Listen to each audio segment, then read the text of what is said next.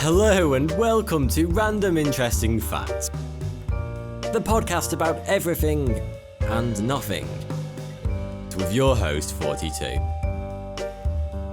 This week's topic is artifacts.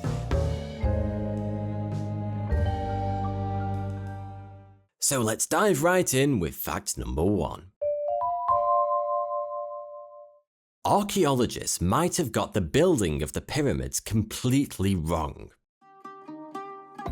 If you ask someone to imagine what pyramid builders were like, chances are they would conjure up an image of endless droves of Egyptian slaves, hauling 2-ton blocks of stone up a ramp, egged on by a whip-wielding foreman. It's been estimated that it took at least 20,000 workers more than 23 years to build the Great Pyramid. But all of this could be wrong. The pyramids were not built by slaves. They might not be made of blocks of stone, and there's a possibility that far fewer workers were needed to build them. Bold statements, I know, but hear me out. It was the discovery of the Pyramid Builders Settlement by archaeologist Mark Lenner that first challenged the whole slave builder narrative. He went looking for the city where the 20,000 Giza pyramid builders must have lived. In around 1990, he identified the likely harbour location for the quarry stone used at Giza. It was an ancient wadi, which is a desert streambed that only fills when it rains. And from there, he worked out where the city should have been. Then, he found it. And he found not one settlement, but 2. The first had grown organically and was probably a permanent settlement. The other was laid out in a grid-like system, bounded on the northwest by a huge wall. Over the following decades, he and his team excavated the site. The foundations of the grid-based city's buildings were around 30 centimeters deep, which implied it had been deliberately razed to the ground, perhaps when the city was no longer needed. But Lenner's team found dozens of bakeries, and the site was littered with animal bones. But the discovery that really shocked the archaeologists was that the workers at the site were probably fed a diet of prime cuts of beef that were certainly not slave food. There were also many buildings that were laid out like private homes, but on a huge scale. Lenner concluded that these were probably barracks for large amounts of workers, but they wouldn't have housed anywhere close to 20,000 men. He surmised that around 1,600 to 2,000 men worked in a rotation of probably about 5 groups. They were committed to the work through a sense of collective duty called back, which was similar to a feudal obligation to a liege. Back was practiced by every class in Egyptian society except slaves. Various communities throughout Egypt probably contributed the workers, as well as supplying food and other essentials. This theory, or some approximation of it, that well-fed, well-housed, feudal-style workers and not slaves built the pyramids, is now generally accepted. Various outlandish ideas have been put forward for how an ancient civilization could have built such improbably huge and intricate structures before handy inventions like diggers and cranes. There are, of course, the usual raft of suggestions from aliens to Atlanteans. But others have gone more inventive, suggesting the Egyptians might have used inflated animal bladders to push the blocks of stone up sealed stone pipes from the River Nile to the top of the half-built pyramid like corks in a bucket of water. This method has been verified through small-scale experiments in the present day. The only problem is, it's a whole other beast when you try to scale up the process. For a start, it's not exactly like the Egyptians had access to gargantuan plastic tubes. and making lengthy tubes from stone would have been seriously impractical. Plus, each 2-ton block would have needed dozens of whole inflated animal skins to make it buoyant. So the theory doesn't really hold water. Get it? Sorry. A more plausible time-saving theory was put forward recently by an engineer, Peter James. Whilst restoring the burial chamber of an earlier pyramid, he realised that his team had never drilled through stone more than 40 centimeters thick. This implied that the inside of the stones was probably filled with rubble, and not solid stone all the way through. He concluded that the pyramids of Giza were probably also constructed in this way. And sure enough, we can actually glimpse at the distinct layers of one of the 3 pyramids of Giza, the Pyramid of Menkaure, because a 12th century sultan tried to destroy it. After 8 months of intense but futile effort, his men gave up, but they left a deep gash on the outside of the pyramid that exposed the insides and the layers of rubble within. However the Egyptians built the pyramids, they were a seriously ingenious bunch. For a start, they understood geometry.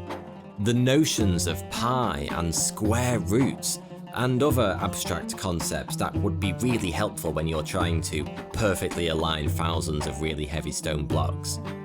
By the time they set about building the Great Pyramid, their knowledge of mathematics was so advanced, they were able to orientate it towards the sun and the star Sirius with astonishing precision, to 1/15th of 1 degree of accuracy. Next up, moments from history.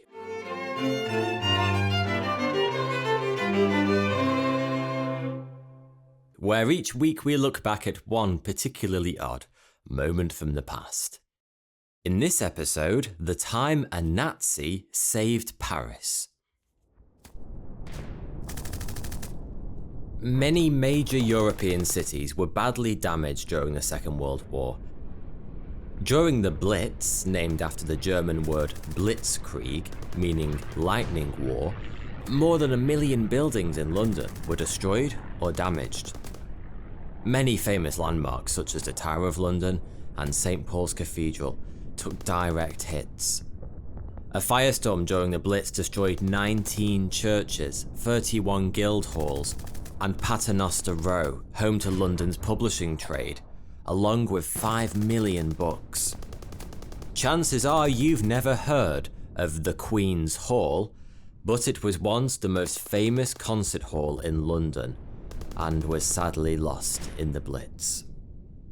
Well, much of Paris could have been lost forever too.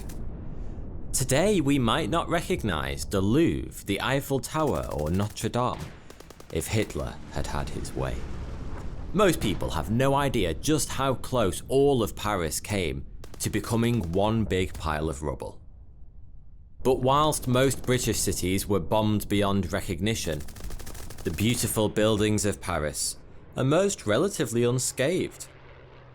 Initially, this was because the Nazis invaded France in 1940, so it never got hit by the Blitz.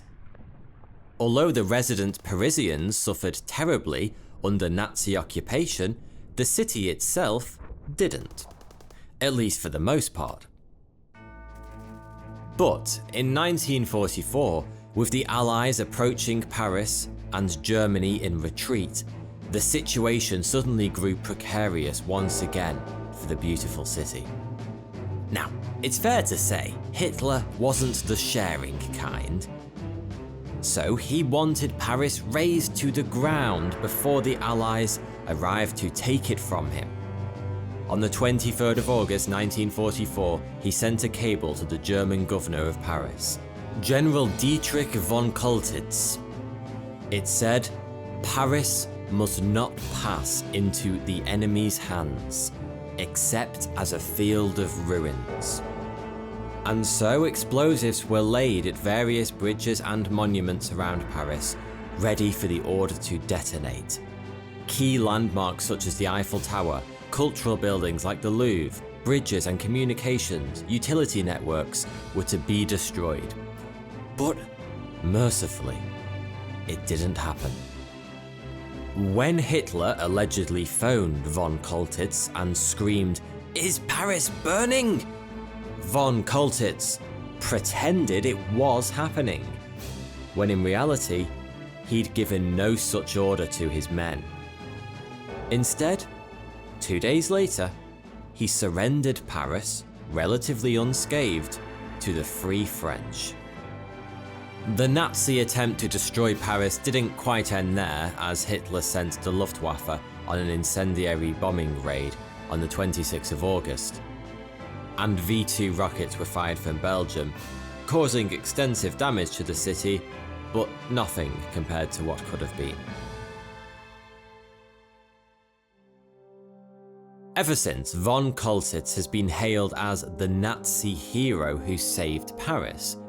He did so, he said, because destroying it would have been a futile gesture. He'd grown to appreciate and love the city's history and culture, and he now believed Hitler was insane.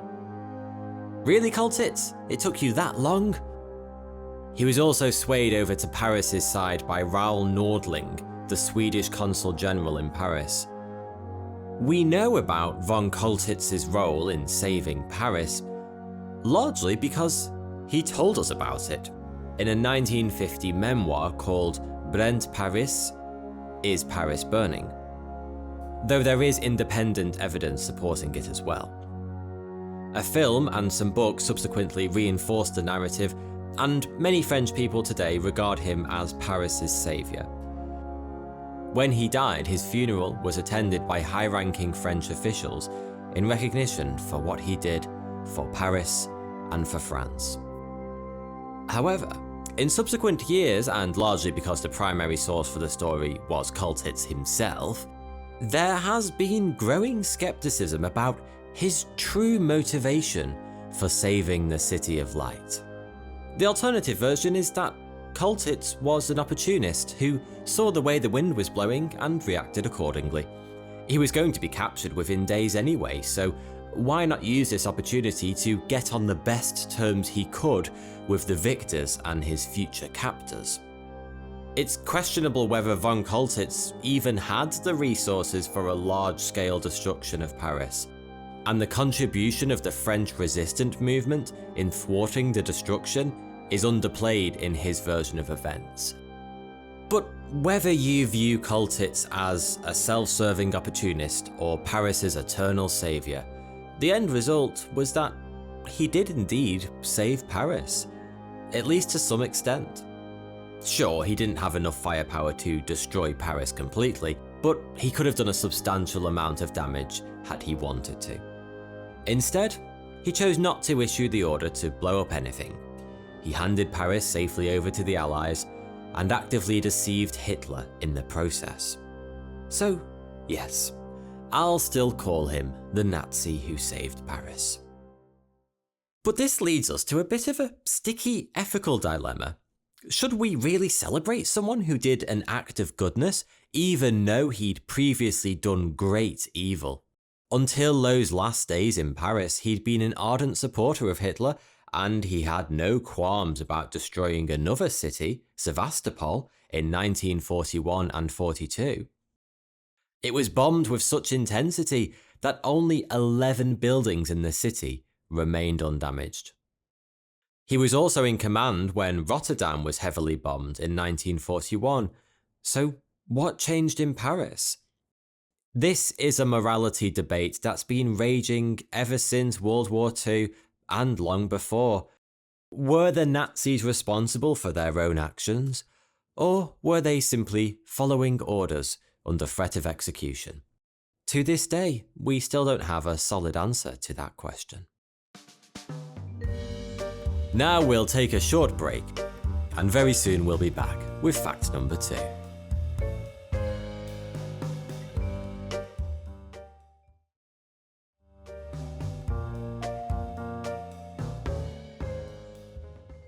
Fact number 2. Ancient civilizations had futuristic technology. There's a mysterious allure to the idea of our ancient ancestors possessing advanced technology. Is it evidence of alien intervention thousands of years ago? Nah, probably not. But are we now only catching up with some of our tech-savvy ancestors?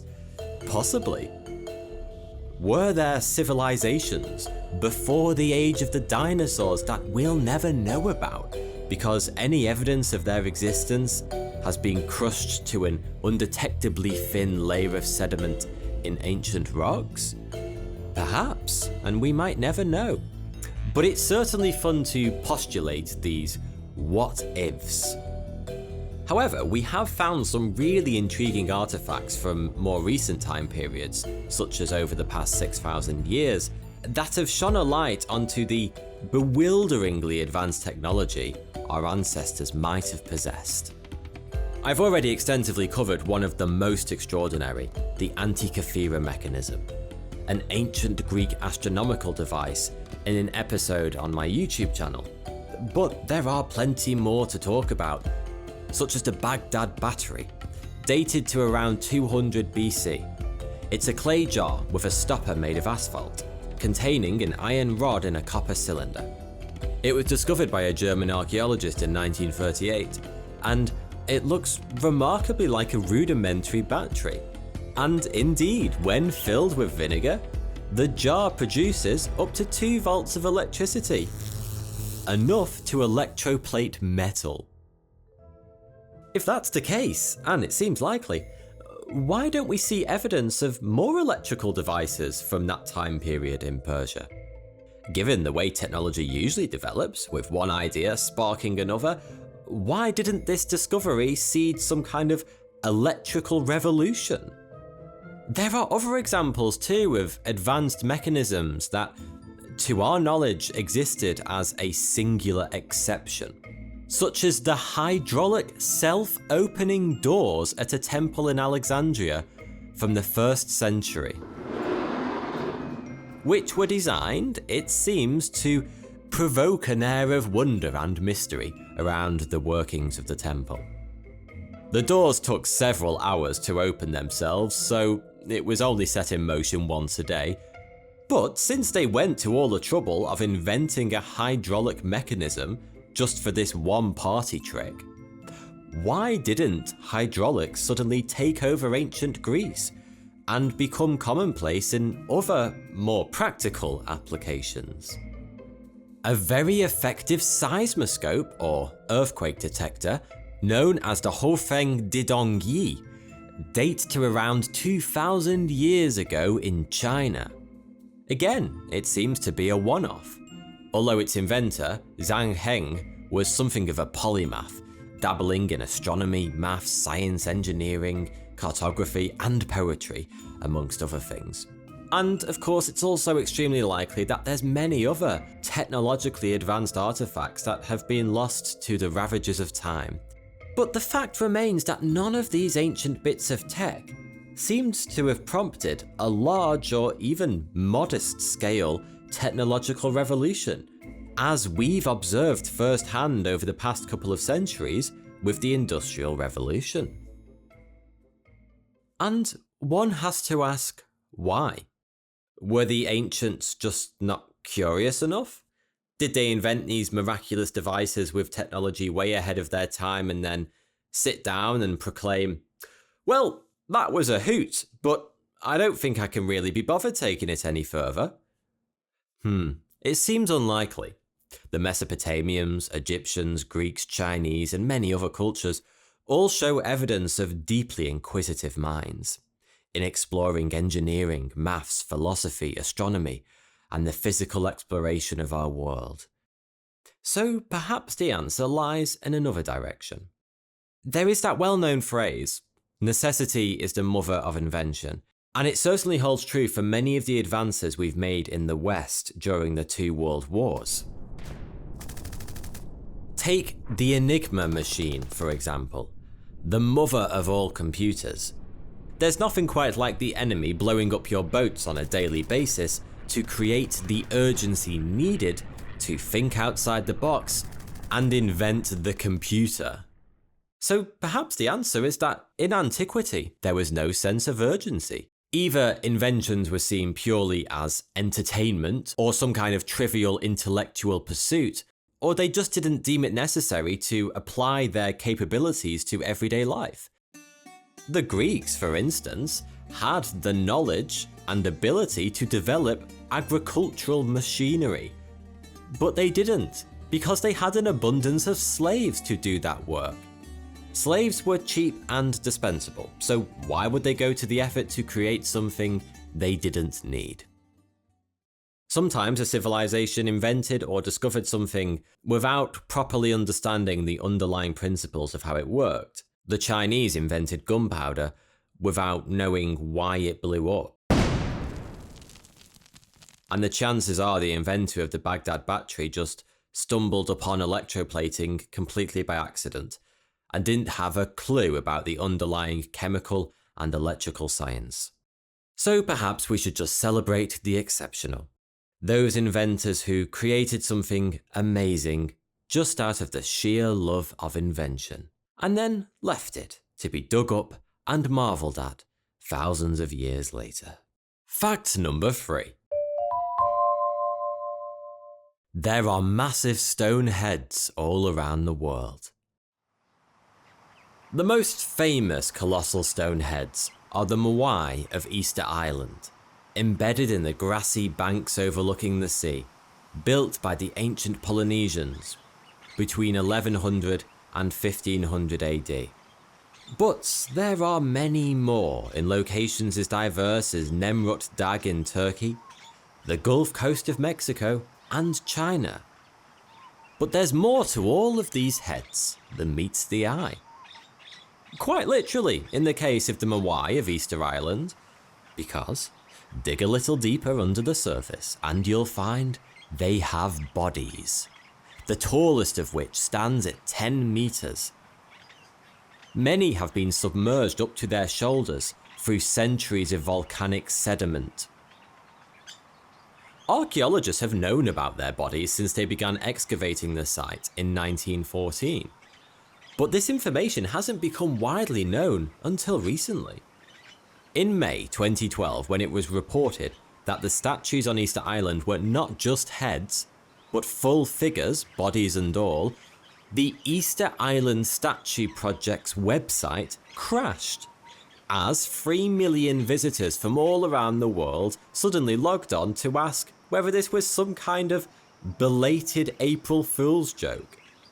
So why did these millions of confused keyboard warriors and, well, pretty much everyone else on the planet, picture the Easter Island heads as just heads for so long? Well, it's probably because the most picturesque statues are on the grassy banks looking out to sea, and these ones just so happen to be visible from only the neck upwards.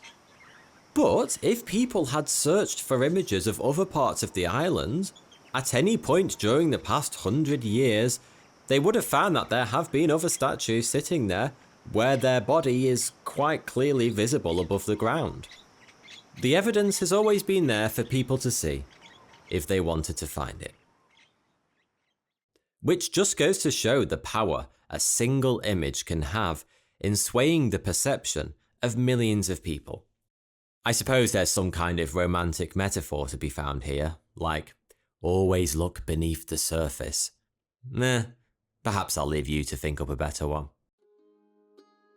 Archaeologists have documented 887 Moai so far, but there's thought to be thousands on the island. They were carved by the Rapa Nui people and are thought to honour ancestors and leaders. The heads at Nemrut Dag in Turkey, which stand high on a mountain at the foot of a man-made mound, were also once heads at the top of whole statues that have since been buried by the elements. The tallest was around 9 meters in height. They were erected between 69 and 34 BC. Commissioned by the late Hellenistic king Antiochus I of Commagene. ostensibly as a monument to the great kings. But of course, the great kings included King Antiochus himself. Well, isn't that convenient? The Olmec colossal stone heads of Mexico, however, were actually just built as heads, created between 1200 and 400 BC. The 17 heads discovered so far can be found at San Lorenzo and La Venta on the Gulf Coast of Mexico. They have unique naturalistic features and are believed to be portraits of actual rulers. I think I'd be pretty insulted if I was one such ruler, to be honest, because these statues are damn ugly. Seriously, if you ever see these things, you'll know what I mean. They look like giant fat babies that have been smacked in the face with a frying pan. The Olmec people believed the heads contained an individual's emotions, experiences, and his soul. The practice of deifying people through the erection of giant heads may be ancient, but it hasn't gone away. New ones have been carved out very recently, including the head of a young Mao Zedong at Changsha in China, Albert Einstein in Panama City, and of course, the presidents of Mount Rushmore. Thank you so much for listening to this episode of RIF. I really hope you've enjoyed it. If you have, then please rate, review, and subscribe so you never miss one.